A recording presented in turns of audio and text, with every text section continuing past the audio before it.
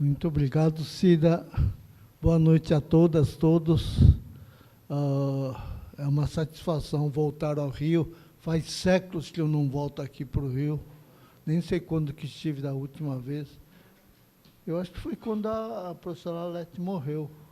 Quando que foi? 2015. 2015, nossa. Faz mais de 10 anos, então.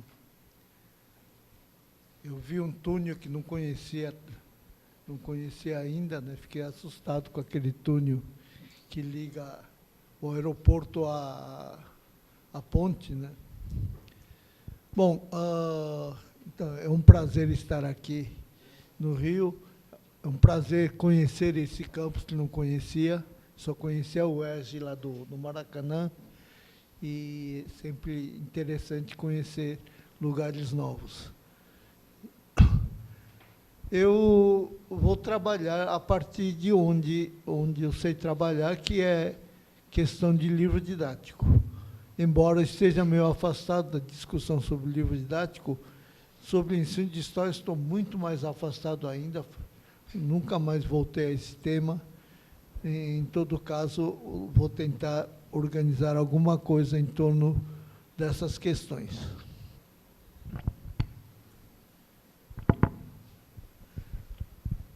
Vou começar primeiro falando de um documento que eu encontrei no acervo do Arquivo Histórico do INEP, lá em Brasília. É um arquivo riquíssimo, estava aqui no Rio, junto com o acervo do INEP, e foi quando o INEP foi para Brasília, que foi junto, parece que um caminhão não chegou lá, foram 7 caminhões e um deles nunca chegou lá em Brasília, não sei o que foi feito, mas, de qualquer jeito, esse acervo estava tudo empilhado na garagem lá do INEP, atrás do Ministério da Educação.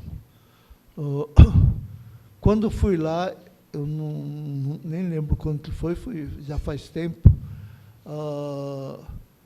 o acervo estava começando a ser montado, não tinha ainda esse site, né? Agora tem muita coisa acessível a esse site, mas esse documento não tá no site. É uma folha solta, datilografada, não sei se os jovens sabem o que é datilografia. É uma máquina impressora que é interessante, você vai digitando e já vai imprimindo, né? Naquela época a gente não falava digitar, a gente falava bater a máquina. Então, é um papel datilografado, escrito em inglês, e que dizia, num trecho dizia isso, que eu traduzi. O principal objeto desse importante programa é a distribuição gratuita de livros didáticos para todos os alunos no Brasil e a distribuição de um suprimento adequado de livros de baixo custo para todos os estudantes universitários do Brasil. Isto será realizado pela publicação e distribuição de 51 milhões de livros nos próximos 3 anos. O texto vem com esse título, National Textbook Program. Esse programa corresponde à Comissão do Livro Técnico e Didático, COLTED, que foi instituída em 4 de outubro de 1966. Esse documento praticamente traduz o mesmo texto do decreto e, no entanto, é assinado por Alice H. Palmer, que se apresenta como Textbook Publisher Advisor. Por sinal, essa pessoa circulava nos documentos do Ministério da Educação e Cultura, MEC, e da COLTED, como assessora do Programa de Publicações Didáticas da USAID, né? Está num documento da COLTED MEC, 66. O que é esse tal de USAID que aparece aí como que dá qualificativo a essa pessoa, né? USAID é United States Agency for International Development, que é uma agência norte-americana criado para gerenciar ações da Aliança para o Progresso, criado em 1961, para assistência aos países do chamado Terceiro Mundo no contexto da Guerra Fria. Lembrem-se que em 1961 tinha acabado de acontecer a Revolução Cubana, estavam em meio à Guerra Fria, logo haveria a crise dos mísseis lá em Cuba, com a suspeita da União Soviética em instalar mísseis nucleares nas instalações militares de Cuba. A China tinha acabado de fazer sua revolução socialista, e vários países da África e da Ásia estavam também em ebulição, em movimentos anticoloniais. E também estava em curso a guerra na Coreia do Norte, né? A guerra que, por sinal, até agora não acabou, né?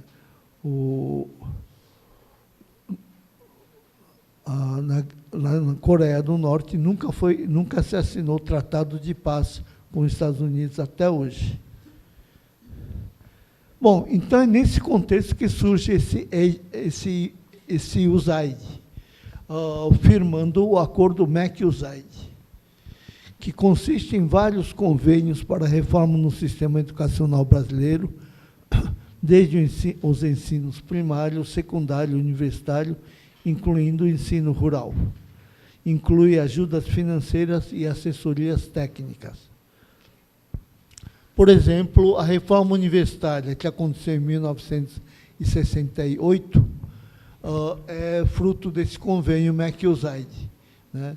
É o convênio pelo qual houve a criação de institutos no lugar de faculdades. Os departamentos se tornaram a unidade mais forte dos institutos, e os cursos se tornaram semestrais, além de fim da cátedra e outras medidas que não vamos discutir agora. No caso que nos interessa, o convênio COUTED-USAID envolveu também o Sindicato Nacional dos Editores de Livros, SNEL, a fim de modernizar o parque gráfico editorial. O convênio previa fornecimento de treinamento e formação para diferentes setores, tais como distribuição, impressão, encadernação, fabricação de papel, diagramação, elaboração e ilustração de livros, editoração, biblioteconomia, etc., de livros técnicos, didáticos e de referência. Os financiamentos chegariam a 21 milhões de cruzeiros novos.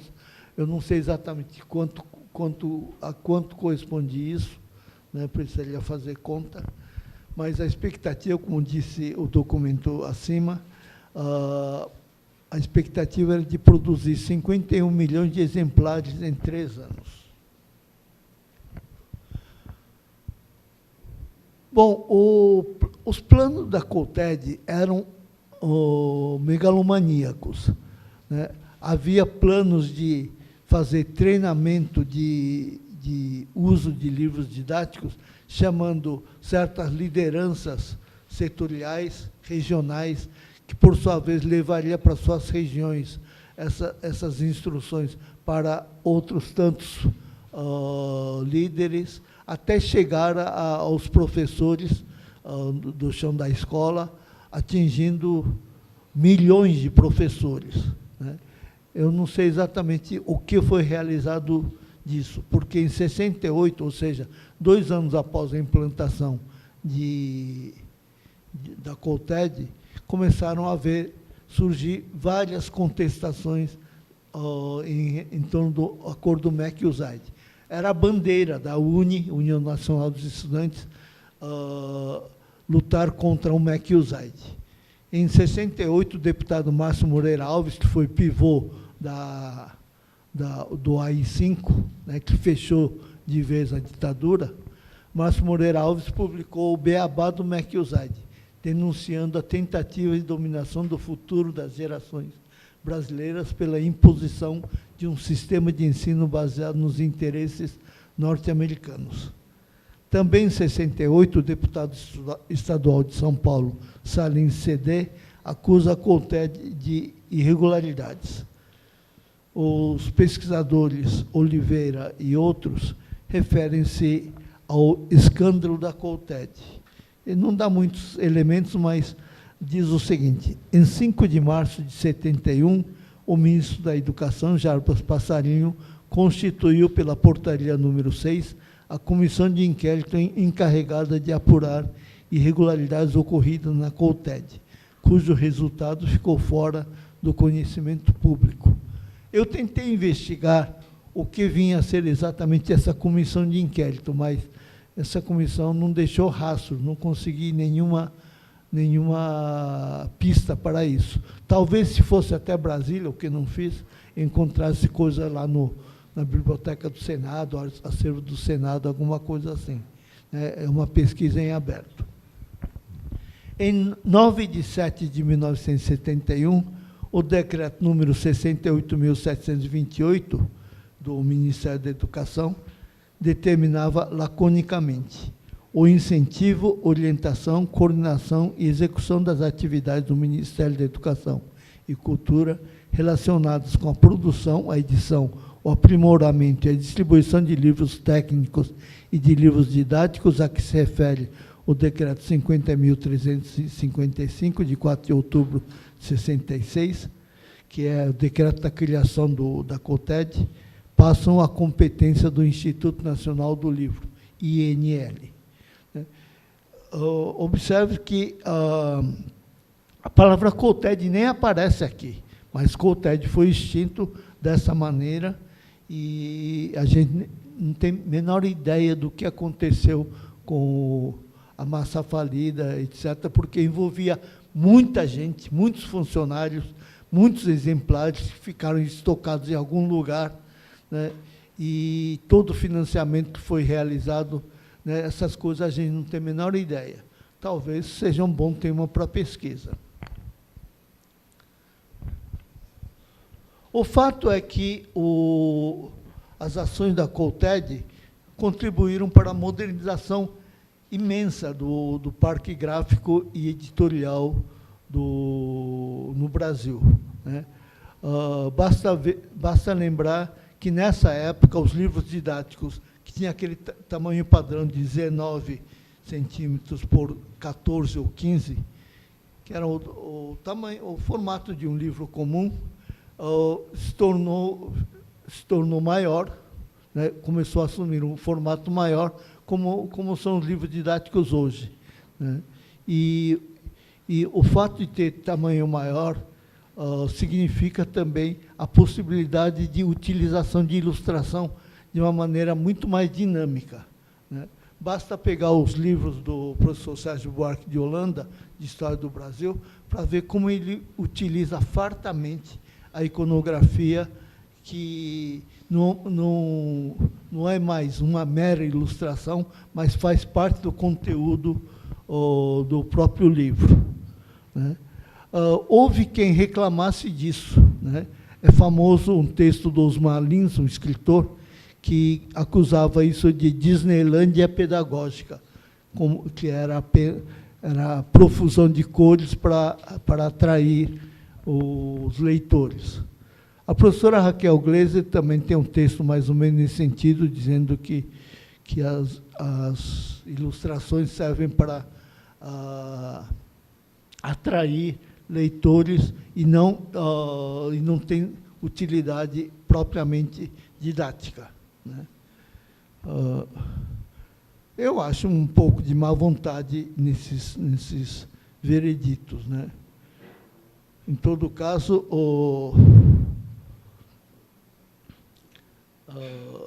são um registro dessa época. O livro didático, ao mesmo tempo, nesses anos 60, 70, principalmente no decorrer dos anos 70, passou por um bombardeio de críticas, né? O livro didático era considerado... Bom, eram frutos do acordo MacUsaid. havia psicólogos envolvidos na COUTED que faziam estudos sobre como utilizar livro didático, e havia toda a equipe de treinamento da COUTED para adestrar os professores no uso de livros didáticos.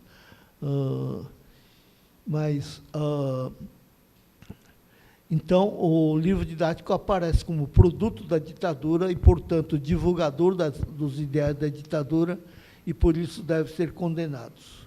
Surge também análises que procuram associar o livro didático ao veículo da ideologia burguesa e, portanto, deve ser condenado in toto. Havia também críticas pedagógicas dizendo que, a partir das pedagogias modernas, que dizia que livro didático era um atraso, um método tradicional de ensino que devia ser abandonado, e insistia em que os professores deveriam produzir seus próprios textos, o que fez muitos professores terem vergonha de utilizar livros didáticos. Se a gente faz pesquisa com os professores mais antigos, e se a gente pergunta, você usa livro didático? Vão dizer não, que eles preferem fazer seu próprio material, etc., etc. E a gente sabe que é mentira, eles usam livro didático, né? E, ao mesmo tempo, muita gente das associações de autores e editores do livro didático dizem, mas o que são esses materiais livros que os professores produzem? Não são nada mais são que livro didático. Eles tiram xerox de pedaço de um livro, pedaço de outro, etc., e juntam, produzindo um outro livro didático, né? Além disso, promovem a pirataria. Então, o livro didático virou o grande vilão da história. Houve até um pesquisador famoso que dizia que um professor carregando o livro é sinal de que esse professor é mal formado, né? Bom, após essas citações, a autora dessa análise propõe a seguinte formulação: a mensagem ideológica claramente presente nesses textos reproduz de maneira fixa a figura paterna, limitando-a a dois comportamentos fundamentais: sustentar o lar e fazer passeios.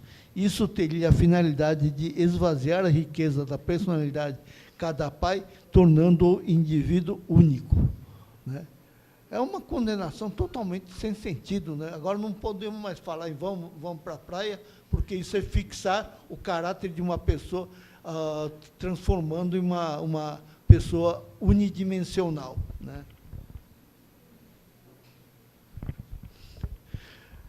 É claro que havia livros que faziam apologia do regime, há livros que faziam, exaltavam a ideologia burguesa, ou transpiravam a ideologia burguesa. E é claro que esses textos analíticos, por mais absurdos que possam ser, faziam o seu combate contra a ditadura, né? E vou analisar algum desses livros didáticos que fazem parte desse rol de exaltadores da ditadura ou da ordem burguesa. Eu vou pular o trecho dos objetivos de educação moral e cívica para não ganhar um pouco de tempo, mas a ditadura criou essas duas disciplinas, a educação moral e cívica, EMC, e a Organização Social e Política do Brasil, OSPB, né? Educação moral e cívica seria para ensino de primeiro grau, antigo primário e ginásio, e o SPB seria para o antigo ensino colegial, que depois, na ditadura, passou a chamar segundo grau. Filgueiras, uma pesquisadora que hoje está em Minas, cita um exemplo da justificativa do golpe de 64. Ela cita um trecho desse Educação Moral e Cívica na Escola Média de Edília Coelho Garcia. Os comunistas fazem intensa propaganda através de seus adeptos, que infelizmente existem em todas as nações do mundo. É esse tipo de propaganda que pretende subverter a ordem estabelecida num país, que se chama subversão. Diante dessa propaganda comunista, as democracias foram colocadas diante de um dilema: manter a liberdade, até mesmo com o risco de serem destruídas, ou restringirem algumas liberdades em nome da própria liberdade. Tem tempo ainda? 11 minutos? Tá. Um outro livro, um livro de história, História do Brasil, de Arnaldo Fasoli Filho, de 77. Entre dezembro de 1967 e janeiro de 1964, o presidente abalou os setores econômicos ao pronunciar decretos que, atribuídos a interesses da esquerda, regulamentavam uma série de monopólios e formas de remessa de lucros para o exterior. O presidente em questão é João Goulart, que foi derrubado pelo golpe de 64. O Compêndio de História do Brasil para o curso ginasial de Vicente Tapajós, 69, completa as informações. A situação chegou a tal ponto que obrigou a um movimento militar a 31 de março, que derrubou o governo.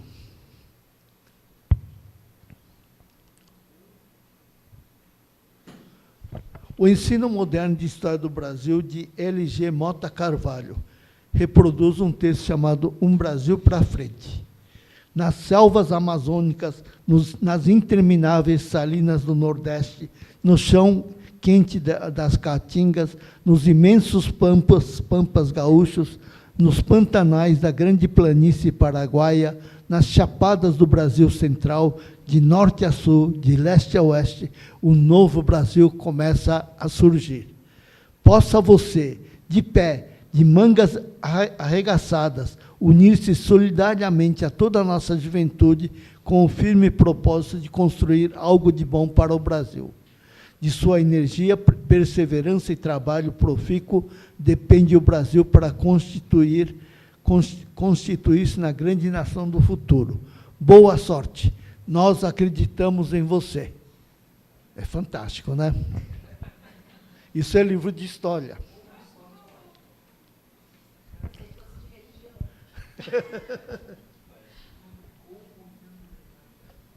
Eu coloquei essas ilustrações só para ilustrar, mas eu não soube utilizar aquele recurso de aparecer no final da frase, né? Acreditamos em você, aí aparece a imagem, ficaria mais bonito. Bom, então essas críticas, né, que denunciam esses textos fazem parte da resistência. Mas não podemos esquecer que nos próprios livros didáticos, né, os autores fizeram suas resistências, né? Por exemplo, o Sérgio Buarque de Holanda, o grande, nosso grande decano da historiografia brasileira, quando ele fez sua História do Brasil antes do golpe. Em 71, foi instituído os estudos sociais pela Lei 5692. A editora convidou o Sérgio Buarque a fazer uma edição de estudos sociais, e o Sérgio Buarque se recusou terminantemente a fazê-lo. E aí, a editora, com a anuência do Sérgio Buarque, simplesmente botou na capa estudos sociais, mas o livro continuou de história. História e estudos sociais, para quem não sabe, tentava unificar história e geografia e tinha um caráter muito mais apologético da ditadura. Podemos citar outros exemplos. História do Brasil, da Colônia República, 1980, de Elza Nadai e Joana Neves. Elas dizem: o período atual iniciou-se com o golpe de Estado, ocorrido entre 31 de março e 1º de abril de 64. Isso é importante, porque já aparece a palavra golpe, e coloca em dúvida a data de 31 de março, porque, na verdade, o golpe foi 1º de abril, quando as tropas do general Mourão, lá em Minas, começaram a se colocar em marcha, né? 1º de abril é dia da mentira, então não convinha à ditadura adotar essa data como seu marco fundador, né? Bom, então o período atual iniciou-se com um golpe de Estado que, a despeito de quaisquer justificativas e explicações fornecidas pelos seus autores, estabeleceu 3 parâmetros para a organização da sociedade brasileira. 1. A ruptura das normalidade institucional com a intervenção direta dos militares no estabelecimento e no funcionamento dos 3 poderes básicos, executivo, legislativo e judiciário. 2. As restrições e mesmo o bloqueio completo da participação das bases populares no processo político. 3. A opção pela forma capitalista de desenvolvimento com a dupla consequência, o afastamento, até mesmo com o uso da violência, de todas as manifestações que podem ser aproximadas ao socialismo e a aceitação do papel hegemônico dos Estados Unidos por serem estes a principal potência capitalista. Então, aqui é uma denúncia clara, aberta, sem subterfúgio, de que a ditadura favoreceu o desenvolvimento capitalista e alinhamento com o imperialismo norte-americano. A palavra golpe entra no léxico. Renato Mocelin, em História do Povo Brasileiro. É bom que se diga que o Congresso Nacional agiu de acordo com os interesses dos golpistas, pois declarou vago o cargo de presidência da República com Goulart ainda no território brasileiro. Francisco Alencar, Lúcia Carpe e Marcos Vinícius Ribeiro, em História da Sociedade Brasileira. Na capa aparece a foto de um trabalhador. O desenvolvimento capitalista brasileiro, do qual se beneficiavam a burguesia e as empresas estrangeiras ou associados ao capital estrangeiro, precisava das forças armadas e dos tecnocratas para exercer funções de controle no plano social e modernizadoras no plano administrativo. Há uma espécie de acordo entre o Estado e a burguesia. Ela abria a mão dos controles políticos tradicionais e instrumentos como liberdade de imprensa, o pluripartidarismo e o habeas corpus. O Estado, por seu lado, mantinha a ordem a qualquer custo, assumia os interesses dos empresários como se fossem os de toda a nação. Aqui também aparece claramente a associação da ditadura com a burguesia nacional ou internacional. Aparecem também novas personagens, novas propostas.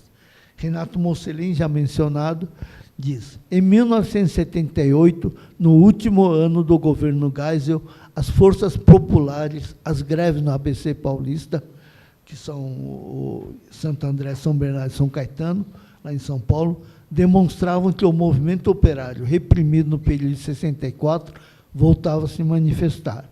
Luiz Inácio da Silva, o Lula, foi o principal líder desses movimentos grevistas. As oposições iniciaram uma das mais espetaculares manifestações populares da história do Brasil, objetivando o restabelecimento das eleições diretas para a presidência da República.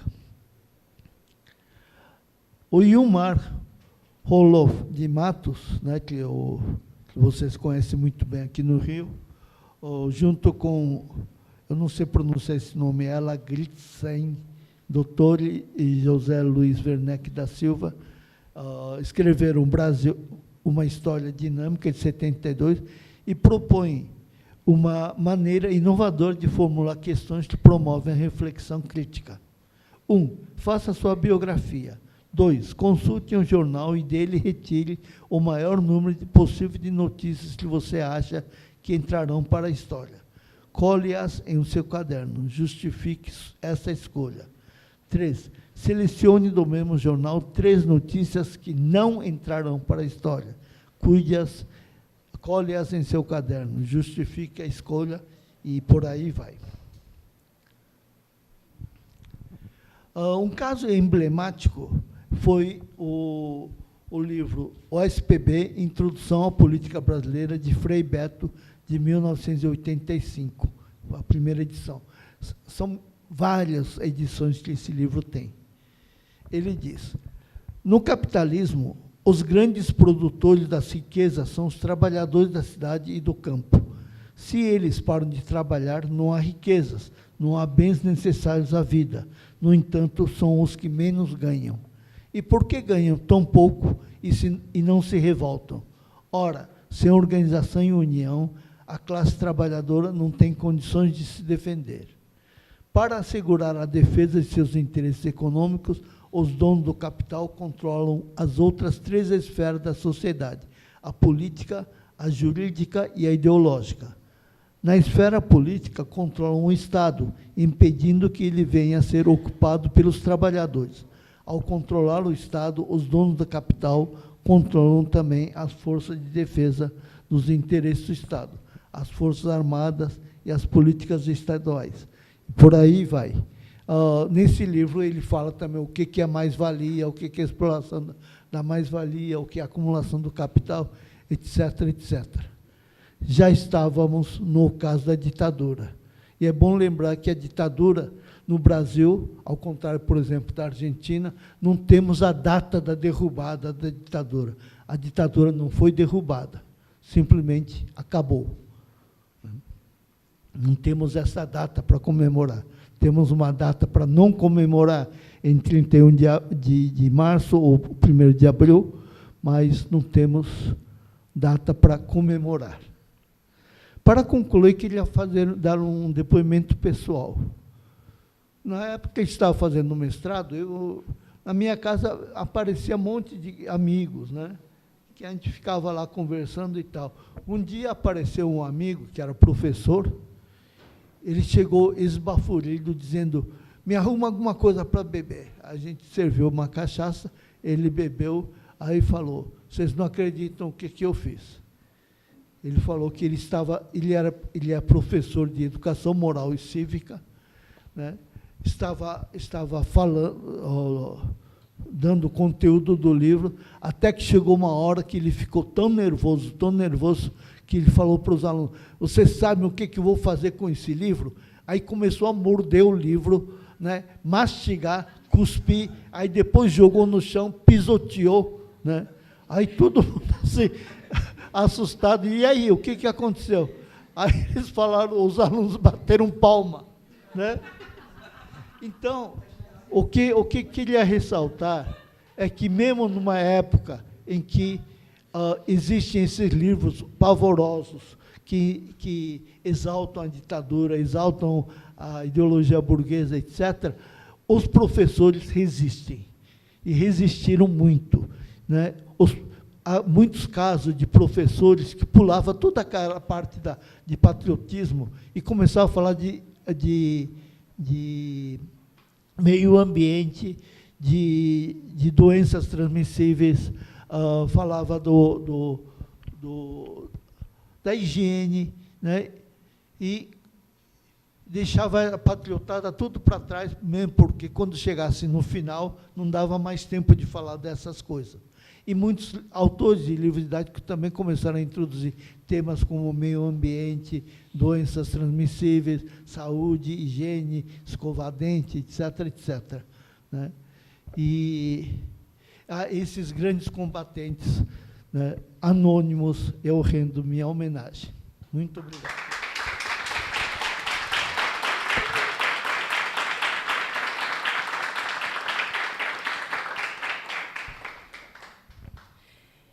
Kazumi, muito obrigada. Cumpriu aqui o tempo que combinamos. É muito difícil coordenar o tempo de fala do orientador, né, gente? Mas, enfim, é uma emoção muito grande estar aqui. Agora somos pares. Inclusive, assim, rapidamente, um depoimento pessoal, quando ele ficava assim, porque todo orientador fica muito bravo, né, com o orientando. Ele falava assim: daqui a pouco você vai ser meu par. E não hesitava em ser bastante duro, mas, enfim, eu acho que deu certo, né, Kazumi? Então, agora, sem muitas delongas, vou fazer aqui a apresentação da professora Helenice, que é uma companheira de trabalho há 12 anos aqui, né, da Faculdade de Formação de Professores, das pesquisas. Então, eu vou aqui rapidamente fazer aqui uma breve apresentação, que, claro, que não dá conta do que Helenice representa para todos nós aqui na faculdade, né, mas eu acho que cumpre aqui esse protocolo de apresentá-la. Tá? Então, professora Helenice Rocha é bolsista de produtividade do CNPq e pró-cientista da UERJ. Ela possui graduação em História, mestrado e doutorado em Educação pela Universidade Federal Fluminense, também não vou falar os anos. Atualmente, ela é professora associada aqui do Departamento de Ciências Humanas, da UERJ, atuando na graduação e na pós-graduação e ensino de História. Coordena projetos de pesquisa sobre currículo de História no ensino básico, livro didático e problemática das identidades no ensino dessa disciplina, na contemporaneidade. Também é líder do grupo de pesquisa interinstitucional Oficinas da História, atuando nos campos da historiografia escolar e história cultural, se dedicando aos temas da linguagem, sua relação com o ensino, aprendizagem de história, história da escrita e formação docente. Helenice, a palavra é sua. Também vou fazer esse papel aqui de controlar o seu tempo. Vou botar o tempinho aqui. Então, tá ótimo. É isso mesmo? Então, tá. Boa noite, gente. Já me dirigi a muitos de vocês quando eu cheguei mais cedo. Então, novamente, boa noite para todos e todas. É um prazer estar aqui. Quando a Cida me fez esse convite, há uns 2 meses atrás, eu estava em meio a questões que talvez me impedissem de estar aqui, mas, depois das conversas com a Cida, eu resolvi postergar um pouquinho alguns outros projetos e necessidades, e para poder estar aqui hoje, e, a partir disso, então, a gente dar conta das outras necessidades, né? Bom, eu queria registrar também a minha felicidade de estar nessa mesa, não apenas com a Cida, minha querida companheira, mas com o professor Kazumi Munakata, que desde a minha formação em História, ainda lá na Paraíba, em João Pessoa, eu participei de um GT coordenado por você, Kazumi, e pela Lana Sima. Foi um prazer enorme estar participando de GTs com pessoas tão brilhantes, tão provocativas. Então, foi muito bacana, foram bacanas as minhas primeiras experiências com esse professor, que até hoje é uma referência tão importante para mim. Então, é uma responsabilidade tanto estar aqui hoje, mesmo depois de passados esses mais de 20 anos. Né? Bom, então, pessoal, aqui na faculdade, na UERJ, eu coordeno um projeto desde 2014, chamado Narrativa Histórica nos Livros Didáticos. Né? E como um dos frutos desse projeto que eu tinha pensado em fazer a minha apresentação de hoje, ou seja, a partir de um artigo que é resultado desse projeto, em que eu analiso a ditadura militar nos livros do PNLD, do Programa Nacional do Livro Didático, de 2011, que é o conjunto de coleções base para esse projeto até hoje. Muitos PNLDs já se passaram de lá para cá, tendo como referência diferentes governos, mas o PNLD é um programa de Estado, sujeito, assim, a flutuações de acordo com o governante da vez, mas o conjunto de coleções base para a pesquisa do projeto Narrativa Histórica é a do PNLD 2011, o que acabou por ser uma oportunidade super interessante para fazer uma reflexão para hoje, como eu vou tentar fazer. Tá? Bom, Só que, depois de pensar um pouco sobre a oportunidade de estar aqui hoje, eu resolvi ampliar um pouco o escopo dos materiais e experiências de pesquisa sobre as quais eu trataria, e vou ver se o tempo ajuda para isso. Eu vou tentar passar brevemente sobre esse artigo que trata da ditadura militar, entendendo que ele me oferece o material dos livros didáticos do PNLD 2011. E vou tentar passar por alguns materiais produzidos na tese de um ex-orientando, que é o Rafael Monteiro, orientando de doutorado do PPGHS. Infelizmente, ele não está aqui hoje. Ele se encontra atualmente como professor da Universidade de Feira de Santana, Estadual de Feira de Santana. E ele fez a sua tese utilizando depoimentos de professores.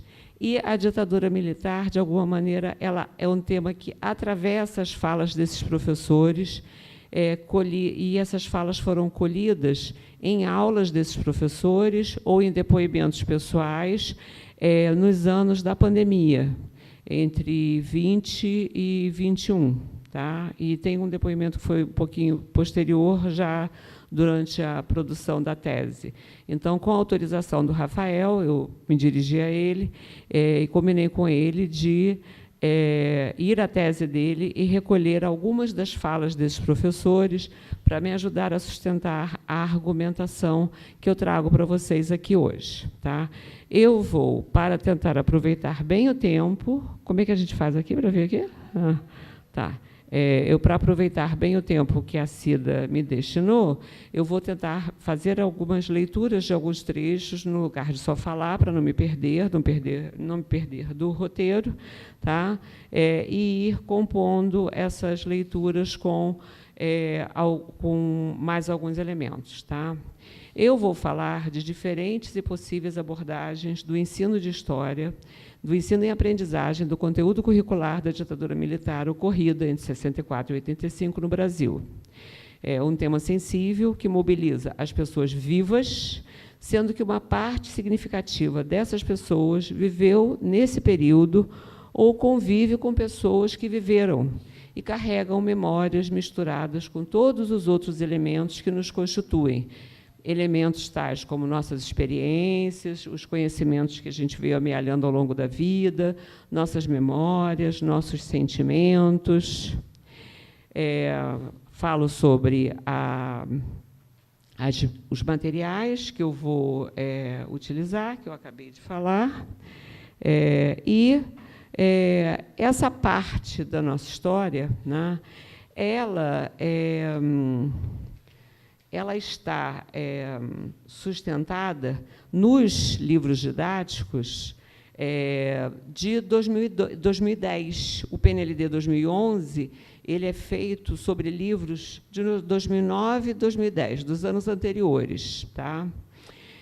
Nesse artigo, que é um artigo publicado em 2017, tá? Eu procuro apresentar analisar no conjunto das coleções do PNLD, que são 15 coleções, a narrativa desse momento da nossa história em que parte da sociedade brasileira se mostrava ideologicamente aliada, e o meu argumento, que eu apresento aqui de princípio para orientar, e se não der tempo de recuperá-lo no final, já fica lançado aí para vocês, é que nós, professores formadores de história, nós aqui, professores da casa, professores de outras universidades, como também os professores do ensino básico, precisamos de ter clareza de que, na relação de ensino, temos conhecimentos a transmitir. Sim, temos conhecimentos a transmitir, mas esses conhecimentos eles estão sempre misturados aos nossos desejos, às nossas memórias, às nossas experiências, bem como estarão em relação a esses mesmos componentes subjetivos que constituem nossos alunos. Então, especialmente nos depoimentos dos professores da tese de Rafael, nós vemos que nós estamos vivendo hoje, no tempo presente, um momento em que um tema sensível como o da ditadura militar, ele é sensível também porque as experiências que alimentam professores de história são experiências diversas daquelas que alimentam os estudantes de história na escola. E, muitas vezes, há disputas entre os sentimentos, memórias e conhecimentos que constituem professores e que constituem os estudantes. E isso se mostra, para os professores de história do ensino básico, como algo extremamente estressante, como algo extremamente frustrante. E os professores, a partir disso, os professores do ensino básico, se colocam de maneiras muito diversas diante dessa experiência estressante e frustrante. Tá? Então, é um pouco isso o que eu vou tentar abordar na minha segunda parte da fala. Eu não estou conseguindo segurar aqui e manusear o computador, mas vamos lá. Bom, na minha compreensão, é a clareza sobre a complexidade desse momento, que é o momento de ensino e aprendizagem, e do que é que nós estamos mobilizando para fazer o ensino e aprendizagem, seja sobre a ditadura, como sobre qualquer tema que nos mobilize e mobilize os alunos, que nós vamos ter condições de afetar e ser afetados com mais consciência do que nós estamos fazendo. Os dias de hoje eles são uma mixórdia de sentimentos, de sensações, de intenções, no exercício de qualquer atividade social e da relação de que estamos participando, em especial na abordagem de temas sensíveis. Os temas são sensíveis para todos nós, eles não são sensíveis em si, eles são sensíveis para nós que vivemos ou que carregamos esses temas nas nossas experiências. Tem um autor do campo da psicanálise que, alguns anos atrás, eu utilizei para fazer a epígrafe desse texto que eu publiquei e que eu recuperei hoje aqui para, de alguma maneira, começar a dar o pontapé na parte em que eu abordo um pouco o artigo sobre os livros didáticos e o tema da ditadura militar. É o Contar do Caligares. Ele é um psicanalista já falecido, mas bastante presente ainda hoje na reflexão sobre o que nós somos. E ele diz assim: somos fundamentalmente uma história que vamos compondo a partir do que acontece, mas também a partir das várias histórias com as quais cruzamos ao longo da nossa vida, as contadas por outros, as que lemos, ou as quais assistimos e que constituem um imenso patrimônio das histórias possíveis. Essa fala do Contar do Caligares, ela sempre me mobiliza para pensar que aquela aula de história que o professor dá na escola, dá aqui na faculdade, né, evocando os processos e fatos e eventos, não apenas a historiografia a respeito daqueles fatos, mas também os fatos em si, eles fazem parte de algo que nos trouxe ao curso de História. Quem vem para o curso de História gosta de histórias, gosta de ouvir histórias, gosta de contar histórias, gosta de se reconhecer nestas histórias, seja pela identificação, seja pela recusa em se identificar com aqueles sujeitos, né? Então, é um pouco esse movimento que nos aproxima de narrativas e que nos afasta de narrativas, que me parece que o Contardo me lembra e que me fez querer lembrar no momento de pensar sobre a ditadura na hora de escrever o texto. E aí eu evoco mais uma vez algo que eu repito ao longo dessa minha fala. Nós somos feitos por nossas experiências, nossos conhecimentos, nossas memórias e nossos sonhos, em um jogo social de afetos e desejos. Nós todos, estudantes do ensino básico, do ensino superior, professores do ensino básico, professores do ensino superior, somos constituídos por tudo isso. Só que, na constituição da escola, tal como ela veio se constituindo no Ocidente, no nosso país, da escola republicana, o que aconteceu? nós fomos levados à ideia de que a escola ela é um espaço, uma instituição constituída para a transmissão e aprendizagem de conhecimentos, tal como se esses conhecimentos se passassem tão somente aqui na nossa cognição. Mas a gente não é só a cognição. E mesmo que a gente pense que cognição é muito, a cognição ela é informada por tudo isso. Então, os estudos cognitivistas, eles fazem um esforço para, muitas vezes, separar os afetos e até mesmo a memória do conhecimento, enquanto que tudo isso está junto o tempo todo. Não é à toa que, quando se começou a falar em temas sensíveis, isso criou uma certa bagunça. Como assim? Mas o que existem não são conteúdos em história? Não, existem conteúdos que se tornam temas sensíveis porque eles são sensíveis para os sujeitos que contam as histórias e que ouvem as histórias relativas a esses temas sensíveis. Em uma narrativa muito breve, a escola veio nos alimentando com essa ilusão. Então, muitos dos estudantes de história que estão aqui, que já estiveram no passado, vieram procurar no curso de História conhecimento histórico, para depois transmitir esse conhecimento histórico para os seus estudantes. Eu me lembro de um estudante que está aqui, que, numa aula comigo, períodos atrás, ele dizia que ele chegava na sua sala de aula, no primeiro dia da 5ª série, atual 6º ano, e dizia para os alunos: esqueçam tudo o que os seus pais ensinaram para vocês. Agora, aqui, vocês vão aprender história. Não é possível esquecer nada do que os nossos pais nos ensinaram. Nós somos constituídos pelos que os nossos pais nos ensinaram. E esses tempos de tanta ênfase religiosa na vida das pessoas têm sido a de um enfrentamento cotidiano dos professores acerca da presença da religiosidade na sala de aula.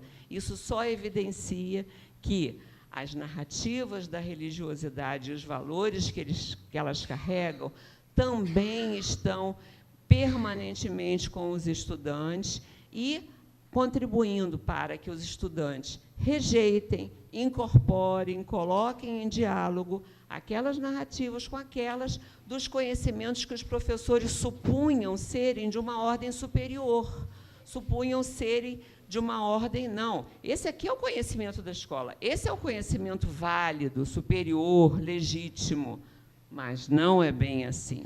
Tá? Bom, então, o que os livros didáticos nos ofereciam em 2011? Essa pesquisa ela foi realizada, como eu disse, com os livros do PNLD, né? E ela foi feita com os livros que foram aprovados, das 15 coleções aprovadas. Uma primeira observação é que esses livros eles foram aprovados obedecendo a determinados critérios, que eu não vou mencionar aqui agora, e a maioria deles se apresentava como livros de história integrada, ou seja, integrando a história nacional com a história internacional ou mundial. Né? No artigo, eu faço um estudo assim, detalhado sobre quantas coleções se apresentavam de um jeito, quantas de outro, e como é que era efetivamente essa integração, e eu procuro mostrar uma certa dificuldade que os livros apresentavam, justamente de integrar as conexões entre a história nacional e a história internacional. Mas isso não é o mais importante aqui. O mais importante aqui é que estes livros eles foram feitos num momento em que, e aí foi ótimo a abordagem que o Kazumi fez, porque eu queria muito ter tempo de falar um pouquinho sobre os livros antes dessa década inicial dos anos 2000, ou seja, os livros didáticos e a sua narrativa sobre a ditadura militar, quando a ditadura militar ainda existia, logo depois que ela deixa de existir, ou seja, ir acompanhando ao longo do tempo. No artigo eu faço um pouco esse exercício, existem muitos outros artigos que também fazem, de forma, inclusive, mais aprofundada do que esse, mas esses artigos eles só evidenciam isso, é que a cada tempo se conta uma narrativa um pouco diversa, colocando os militares e outros sujeitos em posições mais positivadas, no sentido de terem produzido mudanças que fizeram bem para o Brasil, ou mudanças que fizeram mal para o Brasil. E a pergunta que eu me faço nesse artigo é: que sujeitos aparecem nessa narrativa sobre a ditadura militar? Bom, a ditadura militar ela é apresentada como ditadura militar, não como civil militar, empresarial militar, etc. Por quê? Porque são livros de 2009 e 2010. Não é? Então, não existe nenhuma expectativa aí de nenhum diálogo com nenhuma historiografia que informe isso. Tá? Inclusive porque a gente sabe dos dissensos dentro da própria historiografia. Então, não me alimentou, como pesquisadora, nenhuma expectativa nesse sentido, e sim de registrar o que os livros mostram. Então, os livros sempre mostram ditadura militar. E, enquanto ditadura militar, quem é apresentado nestas coleções, que são livros feitos em 2009 e 2010, como aqueles que foram responsáveis pela ditadura, são os militares.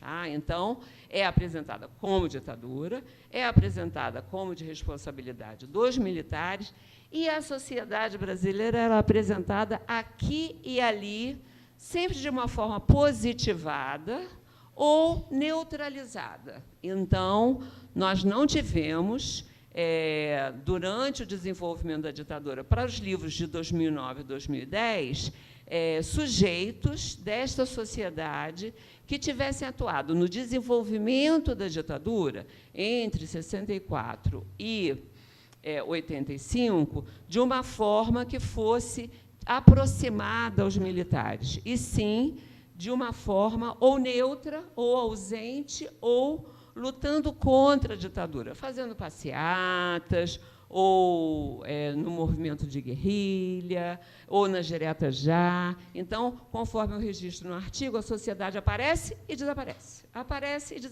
porque os sujeitos e agentes estão habitualmente entre os militares. Tá? Isso é algo muito interessante se a gente fizer um estudo diacrônico, porque a gente vai vendo diferentes sujeitos aparecerem em diferentes papéis. Tá? Em resposta, em parte, à assimilação de determinadas historiografias, mas, em parte, também em resposta à memória que nós queremos ter nos livros didáticos sobre nós, como sociedade. Ou seja, como nós queremos nos ver. O que nós queremos ver sobre nós e transmitir às futuras gerações sobre o que foi a ditadura e onde nós estávamos, o que nós fizemos, quem fui eu durante aquele período, quem foram os meus durante aquele período. Então, é bastante interessante observar isso. Agora, os livros procuram realizar isso de uma forma bastante neutra em termos de valor, valor a transmitir, e aonde a gente vê... Quanto tempo falta?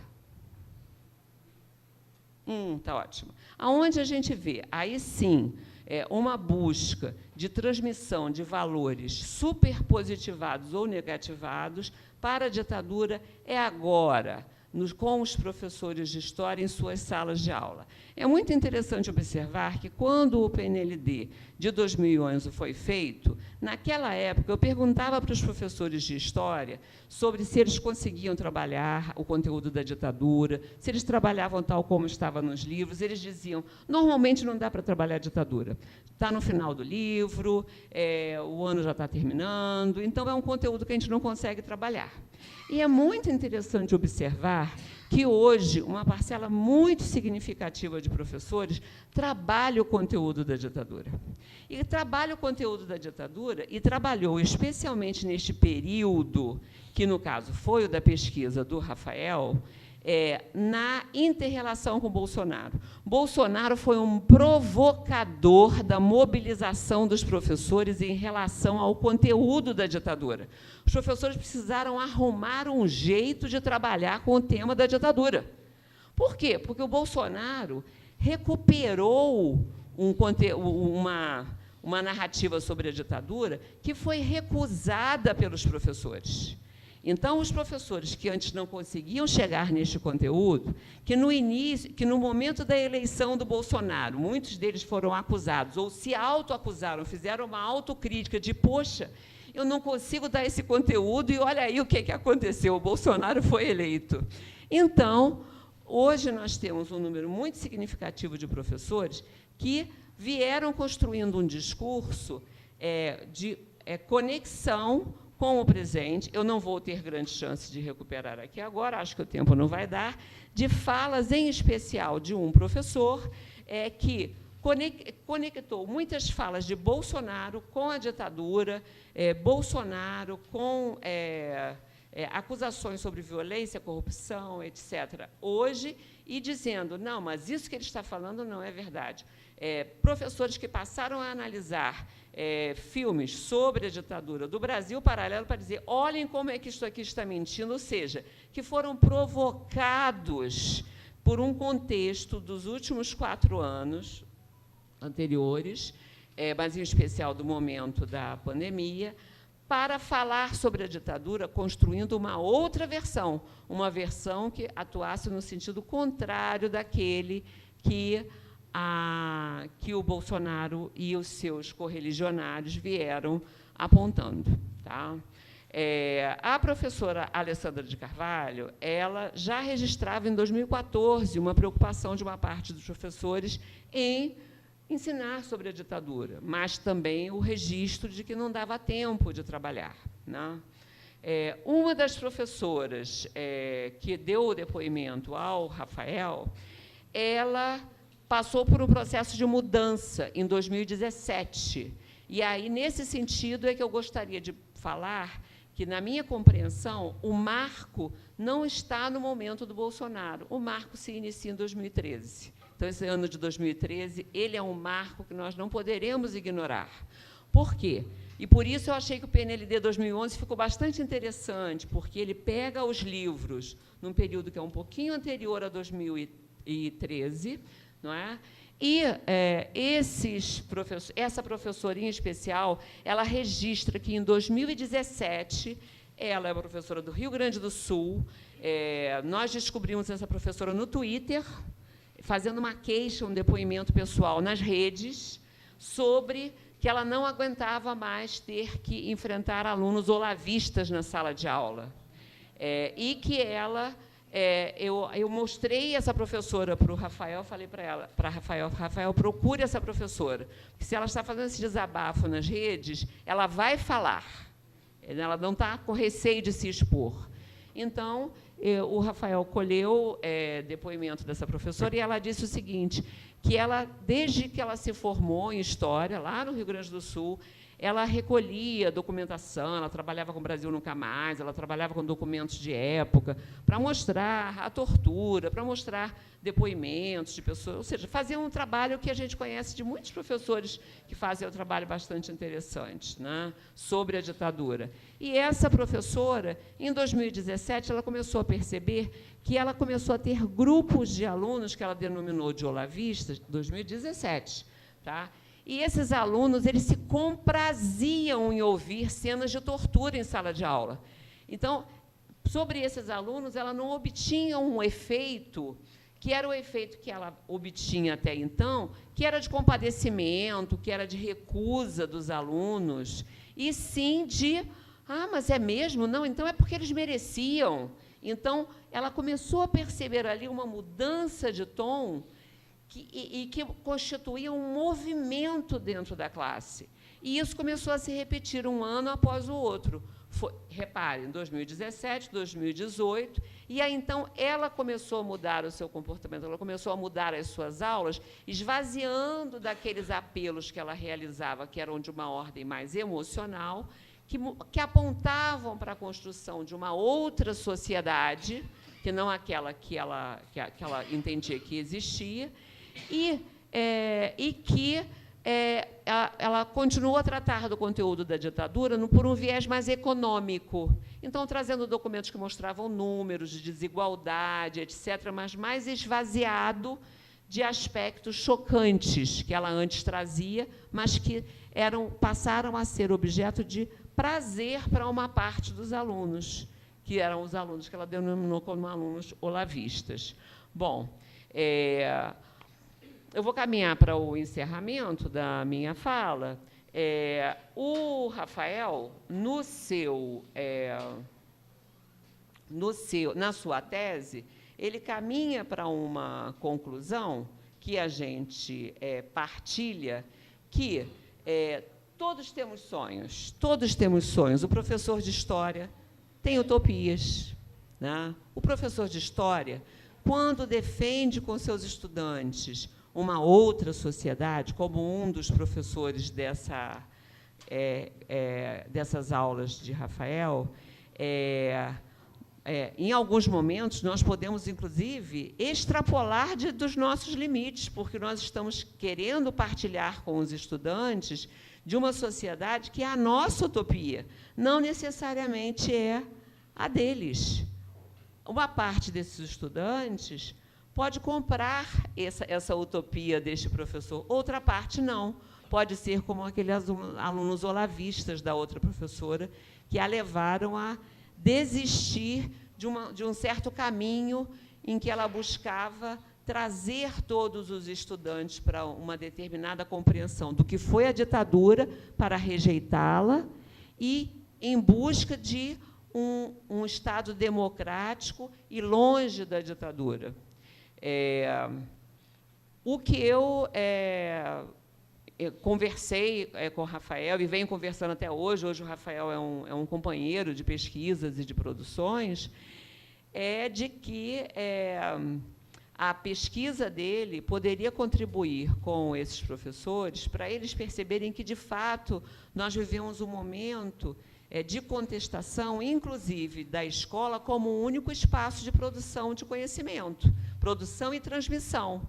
Então, que as pessoas hoje entendem que nas redes e também que a transmissão familiar de memórias se tornaram como fontes de conhecimento que, para essas pessoas, possuem legitimidade.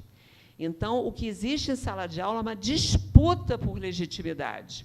O professor é mais um que está disputando legitimidade e ele vai continuar a disputar, mas ele precisa disputar sabendo que existem outros territórios nos quais estão se estabelecendo outros sujeitos em busca de hegemonia sobre o que é relevante saber e defender, sobre todos os temas sensíveis.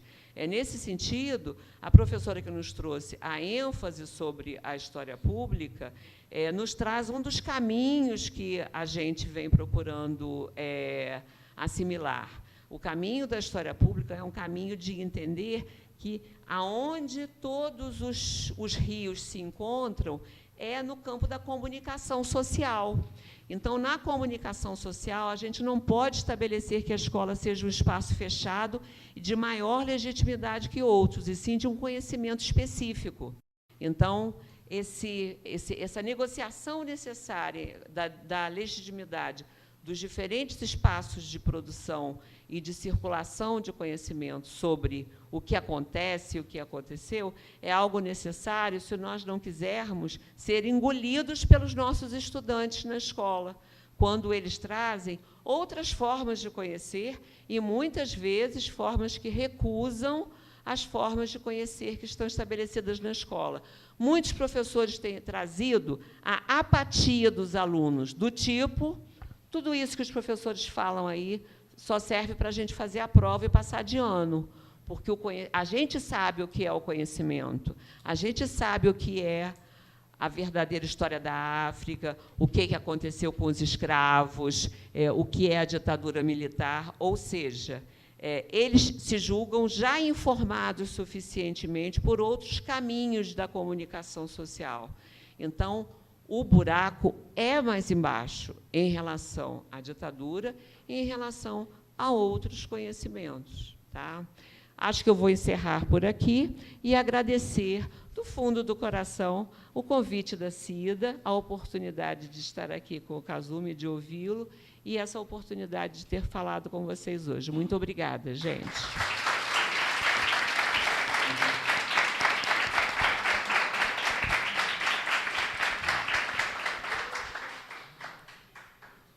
Bom, vamos abrir agora.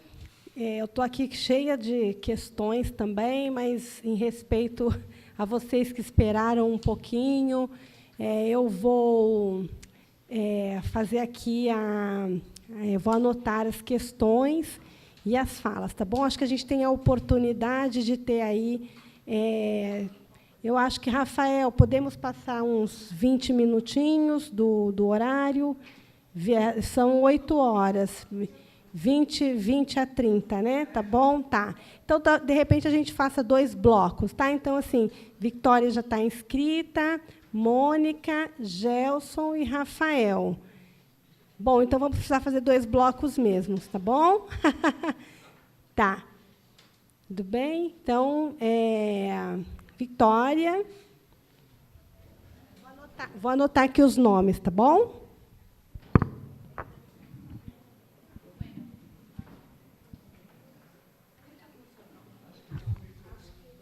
Deve ser a pilha.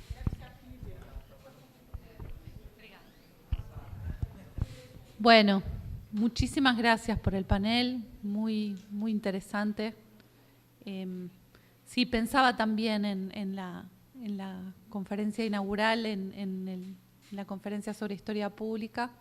Creo que es muy interesante el papel que tienen profesores y profesoras, y creo que es verdad que hay distintas memorias, percepciones y posicionamientos, pero ahí también hay un valor enorme en la sala de aula, la capacidad del debate, la capacidad de sentar maneras de conversar esas diferencias que a veces en el ámbito público se presentan como una pelea, como una confrontación directamente, ¿no?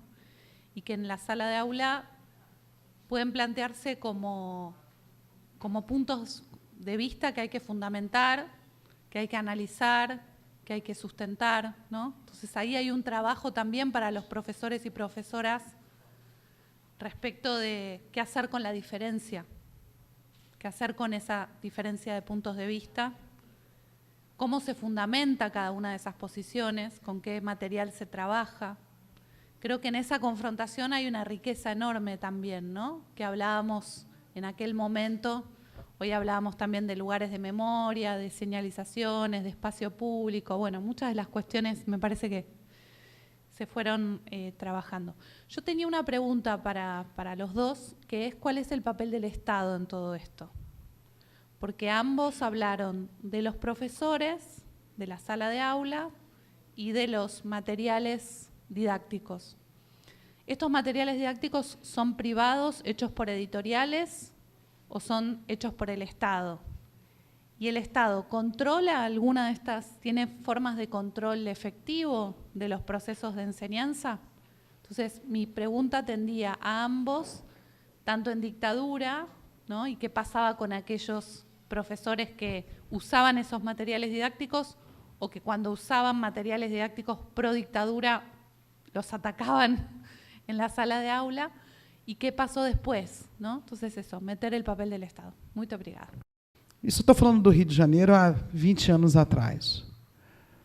Mas hoje, principalmente no Maranhão, onde eu estou, eu converso muito com os professores e eles ainda apontam que o livro didático é a sua principal fonte. A despeito de todos os acessos que nós temos hoje, é muito difícil para um professor que dá 50, 60 tempos de aula por semana, como é o professor de educação básica, chegar em casa e pesquisar. Ou chegar em casa e produzir um material. O que a educação básica faz com os professores, a gente só tem a plena noção quando a gente transita pela educação básica e pelo ensino superior. Eu sei que nós trabalhamos muito no ensino superior, eu não estou falando ao contrário, mas o ensino básico, ele tritura os professores. Então, sim, o livro didático foi e continua sendo muito, muito importante.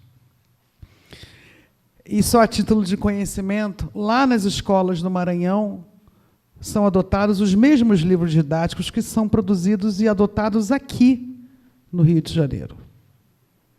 quando eu cheguei lá 12 anos atrás, o livro que foi adotado na escola do meu filho era o mesmo livro que era adotado na escola que eu trabalhava em Botafogo. E é claro que isso tem um desdobramento, porque exatamente os alunos não se reconhecem naquela história que está sendo trabalhada em sala de aula. Eles sabem mais sobre o Rio de Janeiro e São Paulo do que eles sabem sobre o Maranhão. Isso é fato. Mas não era nem isso que eu ia falar, isso eu estou falando agora. O que eu queria perguntar a vocês, efetivamente, com o novo ensino médio, a história passou a ter um tempo de aula por semana. Os livros didáticos, História e Geografia, estão num único livro, junto com Sociologia e Filosofia. Eu sei que vocês fizeram um apanhado histórico, né, mas essa questão hoje ela está precisando de respostas. E aí eu pergunto, como é que vocês avaliam isso? O que é possível de ser feito? Sim, eu sei que a história tem um tempo e tem as eletivas com outros 2 tempos. Mas, efetivamente, na matriz curricular, a história tem um tempo por semana. Um único tempo. Porque a eletiva pode ter ou não ter. Então, como é que a gente lida com isso, com esse um tempo por semana, e com esse livro didático, que agora, numa edição que é dessa finurinha, junta História, Geografia, Sociologia, Filosofia. Isso é um produto de um governo que subverteu uma política de Estado, PNLD, e transformou isso. Então, queria ouvir um pouco como é que vocês pensam essa questão, e parabéns pela mesa.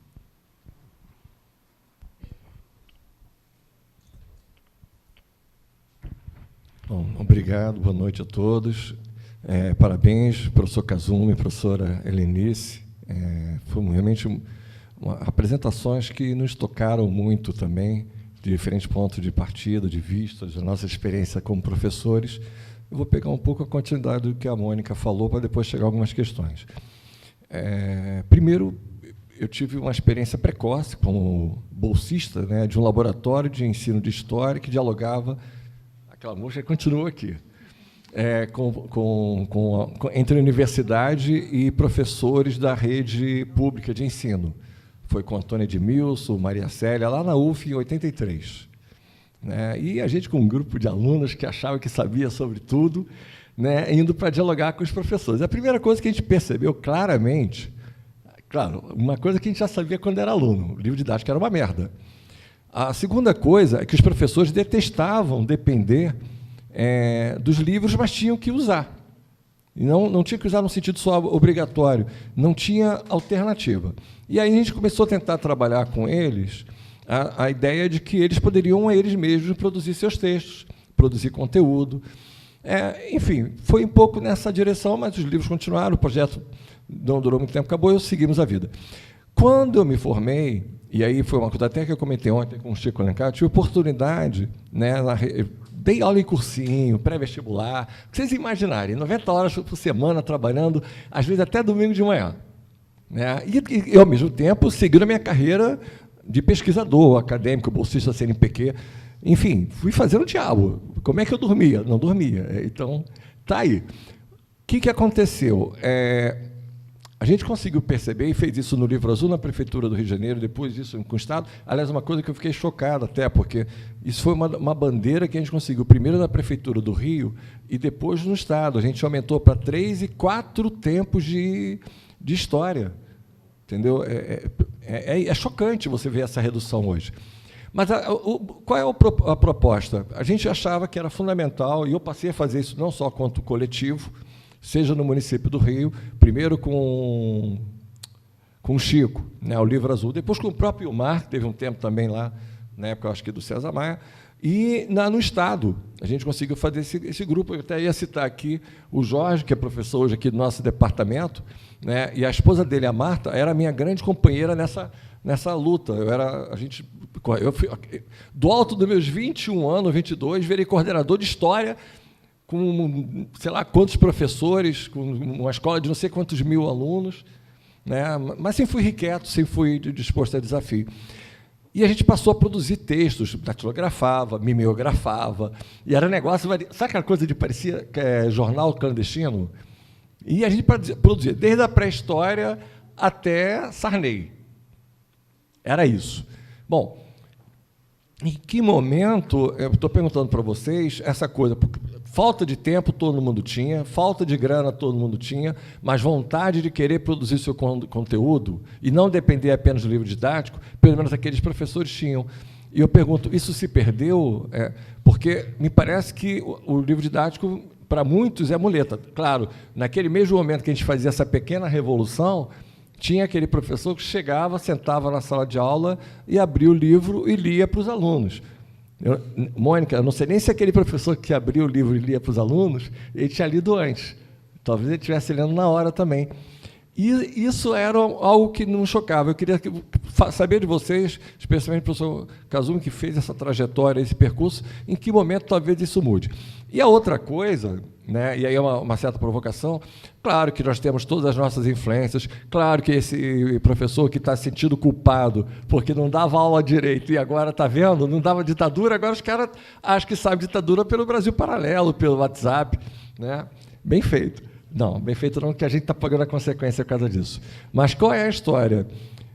Exatamente a história. Eu acho que, durante um bom tempo, a universidade, a academia, acabou relativizando tanto a história e a verdade histórica, que acabou que contribuiu para que narrativas tivessem peso. Eu sei que a narrativa tem um caráter, um termo que tem um conceito especial no ensino da história. Não é esse que eu estou criticando, mas é aquilo que a gente trabalha com o senso comum, que acabou reforçando, justamente nesse senso comum, o aspecto de que havia uma equivalência daquilo que é o conhecimento científico, aquilo que existia como equivalência daquilo que nós chamamos de verdade histórica. Verdade histórica que me permite dizer, como historiador, no meu lugar de fala, de pesquisa de anos e anos, que foi golpe, sim, que ocorreu no dia 1º de abril e que teve participação empresarial militar e por aí vai. E que é diferente de alguém que viu alguma coisa numa rede social ou no WhatsApp e vai querer dizer comigo, isso é a sua versão. Não é. E eu faço questão hoje de dizer que não é. Rompi, perdi vários amigos, perdi gente da família porque acabou o benefício da dúvida que teve entre o golpe e 2018. De lá para cá não tem mais isso. E assim, como fica o papel desse professor de história, com esse tempo reduzido, como a Mônica apontou, com os desafios todos que a Vitória também levantou. E hoje, claro, eu não quero cobrar que o professor de história tem que resolver todos os problemas do mundo, mas, evidentemente, que a gente tem um papel de ser o grilo falante, de ter ali um conhecimento crítico, e cada vez desse conhecimento crítico do tempo presente. Como a gente faz? Vocês têm fórmula para isso?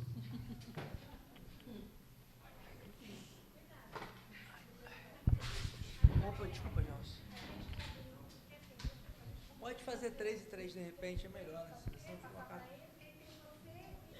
Tainã.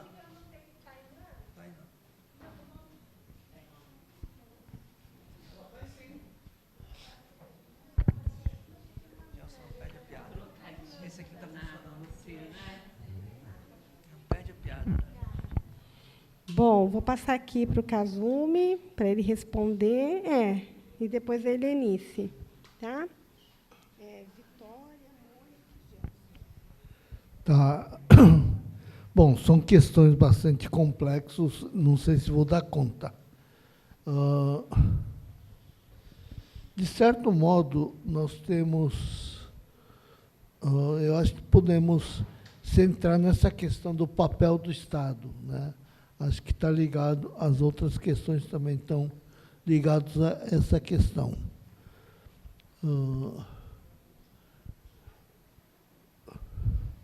Uma coisa que o Olavismo, só para lembrar essa personagem nefasta,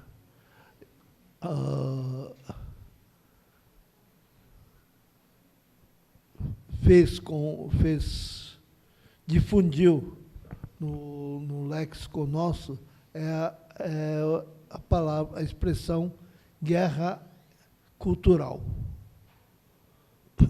Né? Ele provavelmente foi um bom leitor de Gramsci, porque acho que ele entendeu muito bem o que Gramsci chamava de disputar a hegemonia. Né? E aí Isso produziu uns efeitos bastante complicados na prática da sala de aula, né? Então, aqueles militantes da escola sem partido invadindo as salas de aula, aqueles deputados totalmente alucinados, recomendando que os alunos filmassem as aulas dos professores para denunciar o comunismo, etc., etc., né? Isso ficou bastante patente nos 4 anos do Bolsonaro, mas, ao mesmo tempo, eu acho que houve uma mudança no padrão da relação do Estado com a educação, que existe até hoje, né? Bom, o livro didático no Brasil foi produzido está ligado a um programa estatal, programa do Estado, não do governo, chamado PNLD, Programa Nacional de Livro Didático. Bolsonaro tentou desvirtuar isso a todo custo, mas era uma política tão bem assentada como política de Estado que ele não conseguiu mexer muito. Mas é um plano pelo qual o Estado fornece possibilidade para os professores escolherem os livros. É um processo bastante complexo, mas o governo solicita que os editores inscrevam seus livros, o governo monta um comitê de avaliadores que fazem uma avaliação cada vez mais complexa, que inclui até a gramatura do papel, sem falar do conteúdo e tal. Está liminarmente reprovado os livros que contenham preconceitos, que atentem contra a cidadania, etc. Então, é formado um ranking de livros que o Ministério da Cultura, da Educação, recomenda, e os professores podem escolher os livros a partir daí, né? E aí os livros são distribuídos gratuitamente para todos os alunos do ensino público no Brasil, né? Isso, nos tempos áureos, equivalia a 60 milhões de exemplares distribuídos no ano, né? Há várias distorções. Muitas vezes o professor recebe livro que não pediu. Em muitos casos, a Secretaria de Educação de uma municipalidade impõe a adoção de um livro.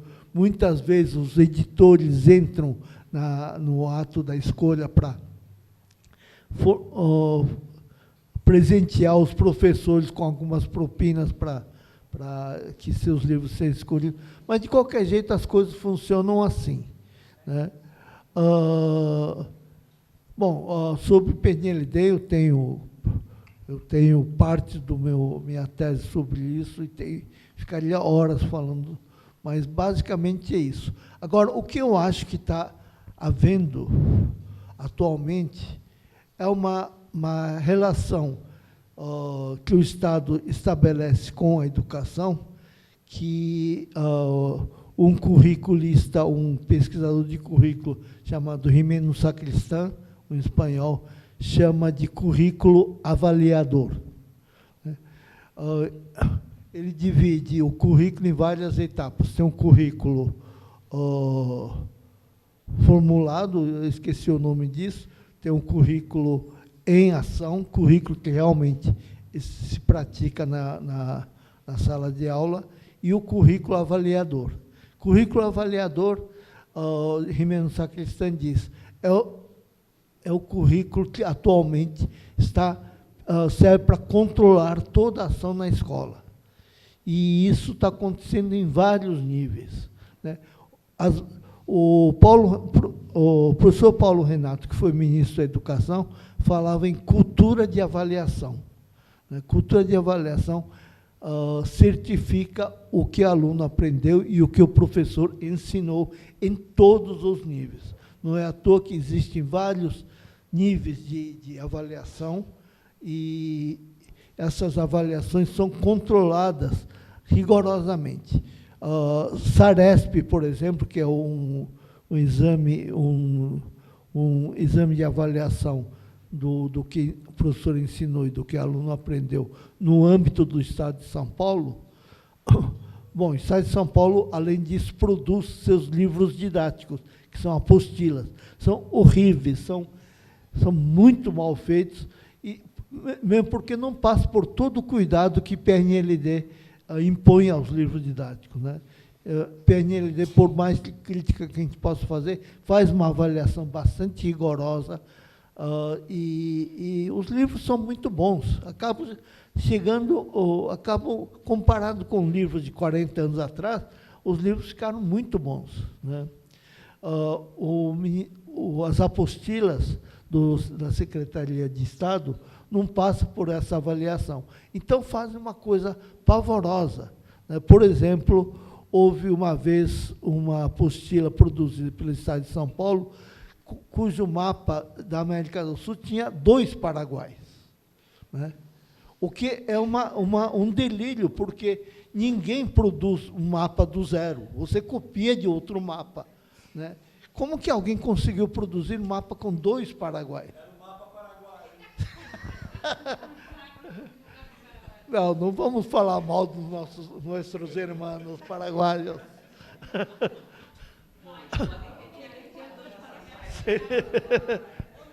Bom,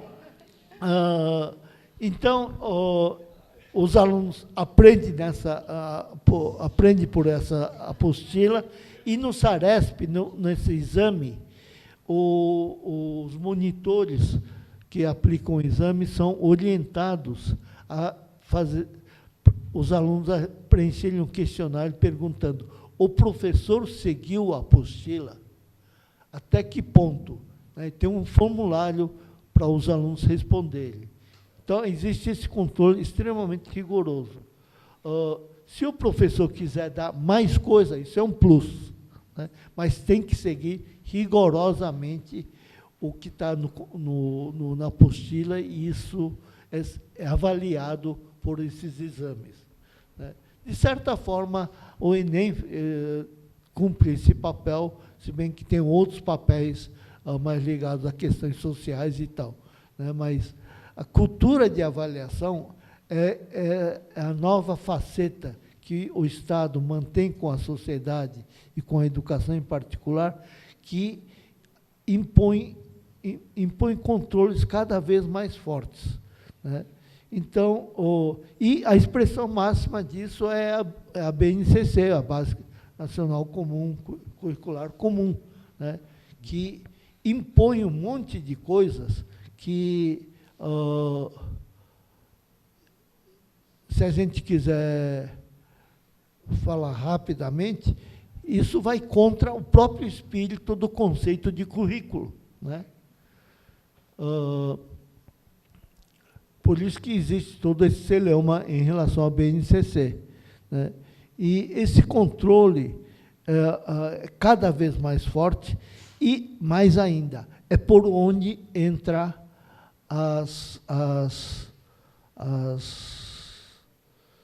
como que chama? As redes privadas, né?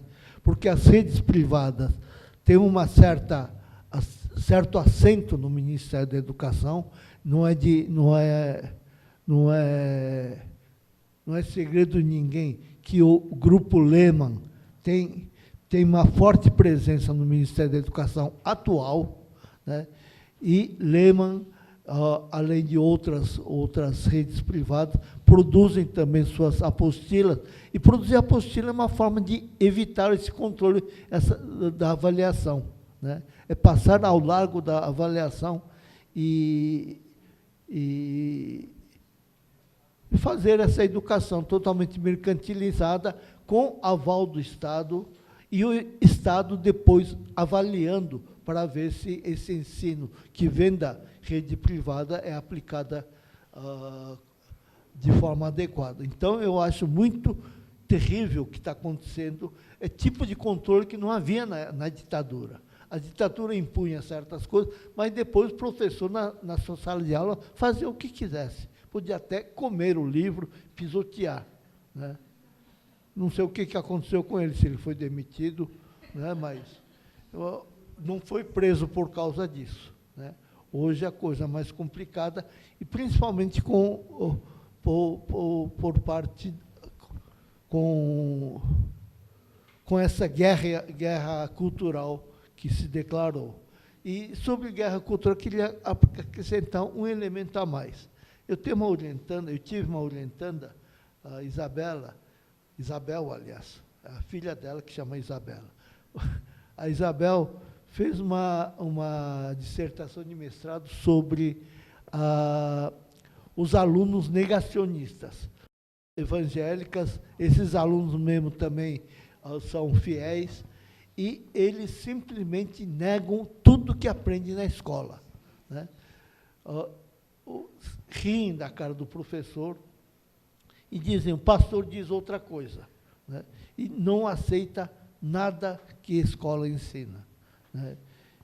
Isso daí é outra faceta da guerra cultural que a gente precisa prestar muita atenção, né? Isso está fora do âmbito do Estado, né, mas é uma outra faceta dessa guerra cultural. Obrigada, Kazumi. Tá ótimo. Então, vou pegar aqui, aproveitar a carona do Kazumi, né?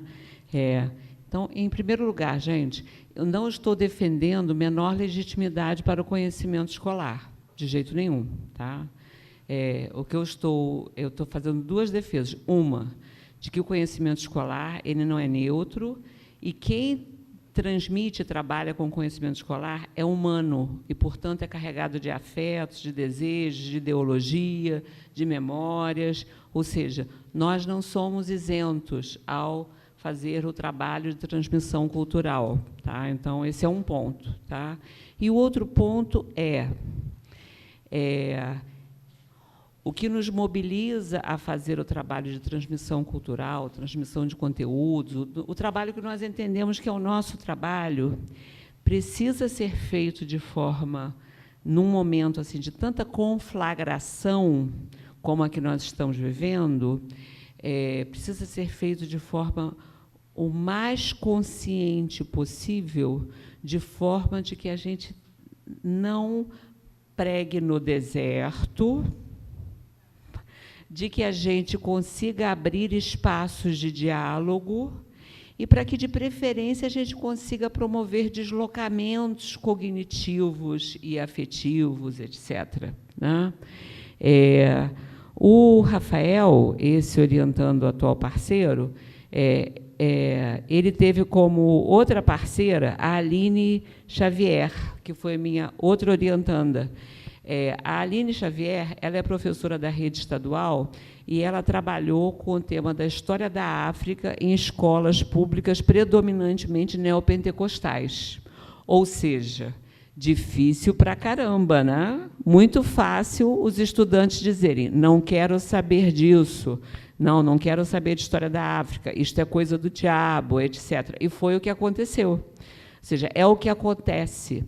E a Aline fez um estudo etnográfico muito bacana, ela foi orientada por mim e pela Joana Bahia, e ela fez um trabalho interessantíssimo de caráter etnográfico, mostrando os espaços que é possível abrir nas escolas em que os estudantes de comunidades muito pobres, em ambiente conflagrado pelo tráfico, pelas milícias, tem como o seu único porto seguro as igrejas neopentecostais.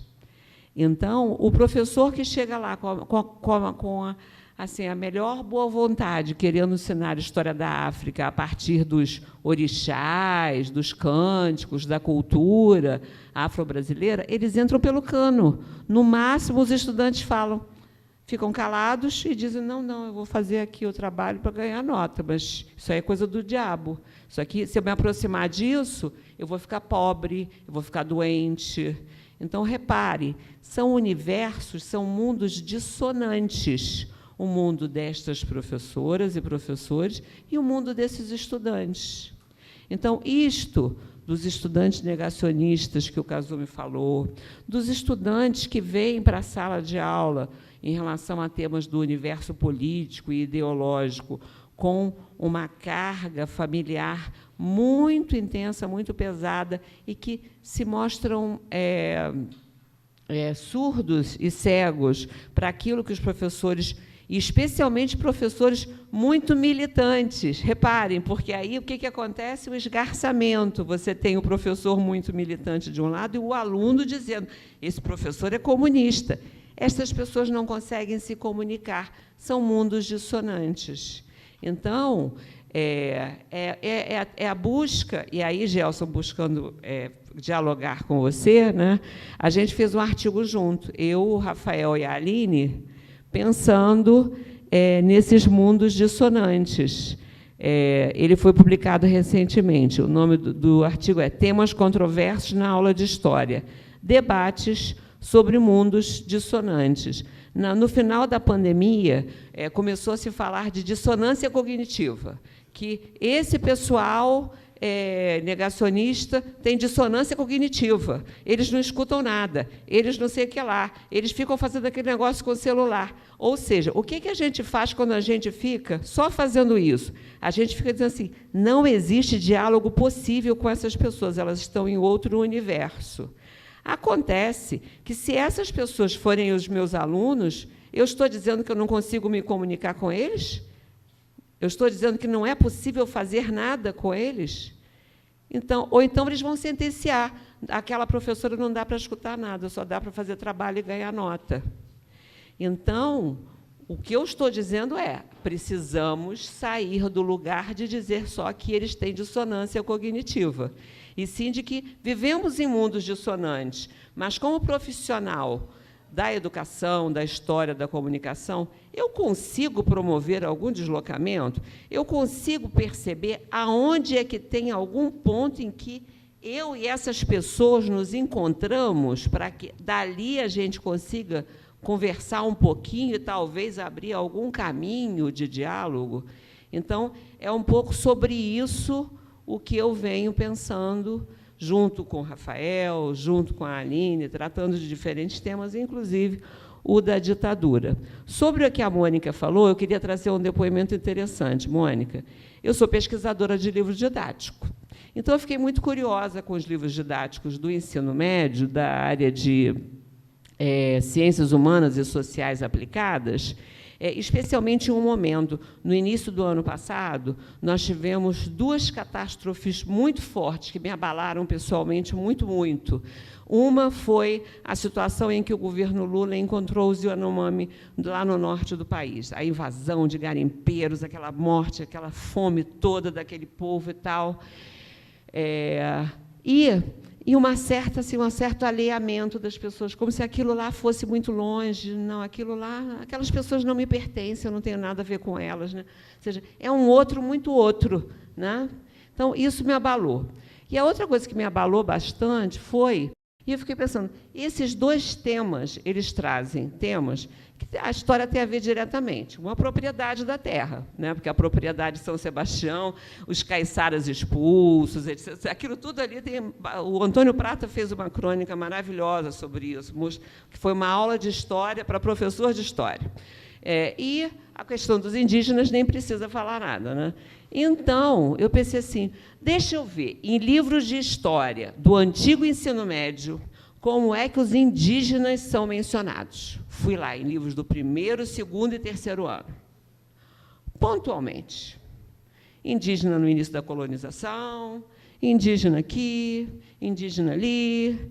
Ou seja, os livros do antigo ensino médio, que obedecem ao antigo currículo, em que a história tinha 2, às vezes 3 aulas, não contribuíram grande coisa, pensando no livro, para que as pessoas que passaram por aquele ensino médio escutassem notícias sobre os Yanomami em janeiro de 2023 e pensassem, puxa, como os Yanomami estão vivendo isso e a gente está aqui assim, né? Ou seja, se identificassem, se solidarizassem, tivessem empatia, qualquer coisa de aproximação, né?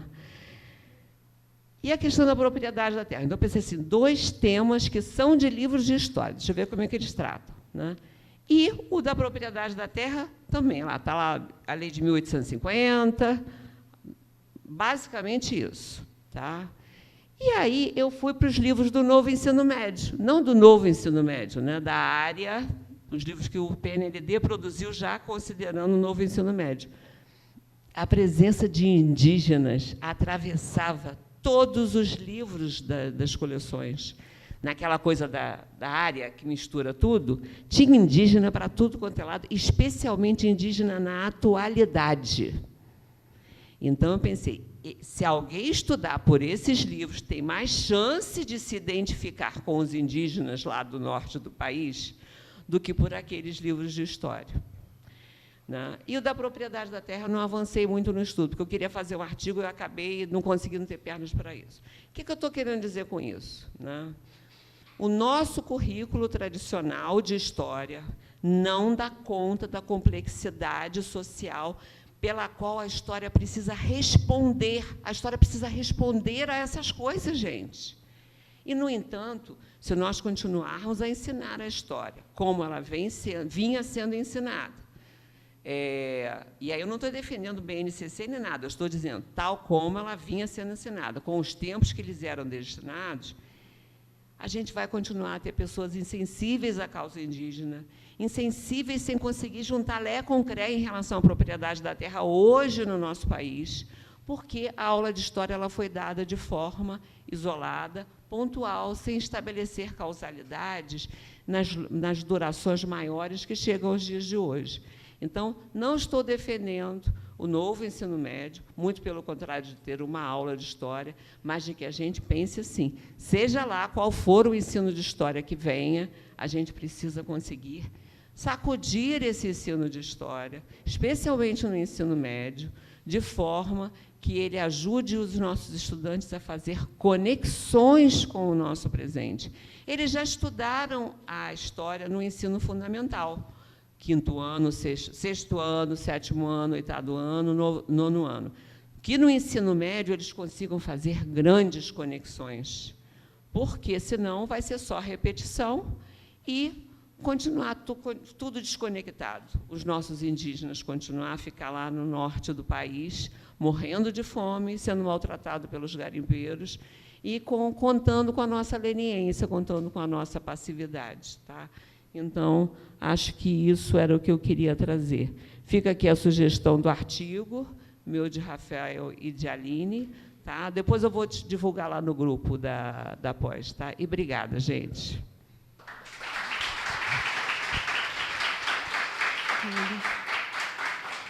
Nós temos ainda o segundo bloco de perguntas, mais uma, Tainã e Rafael. E, Valéria, podemos encerrar por conta do avançado da hora.